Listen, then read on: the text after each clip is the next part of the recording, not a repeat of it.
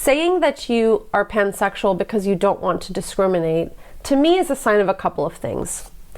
Either one, this is a young person who really doesn't know what their sexual attractions are at all yet, and so they think of this kind of as like, would you want to be really good friends with somebody? Yes or no? And if yes, would you discriminate based on somebody's sex? And they might say, of course not.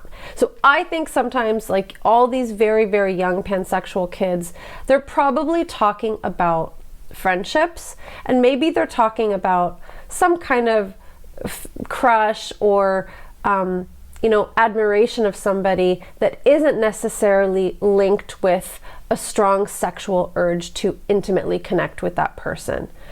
Or this is a young person who is such a people pleaser that she doesn't have a strong sense of herself yet. And when mom describes that she really struggled with her self-esteem and she would spiral into these kind of like moments of self-loathing, my guess is the second could be true as well, because a lot of young people who are struggling with gender dysphoria, I would say like the most common trait is a low sense of self. Self-esteem is one of these terms that's thrown around so much, and I actually don't put too much stock into it, but I do know that young people around this age really don't have a good sense of who they are yet. And when your sense of self is still unformed, it can make it very easy for you to become self-critical, because the opinions of others then have this much greater weight in your mind. So I was just kind of curious about claiming to be pansexual because she didn't want to discriminate.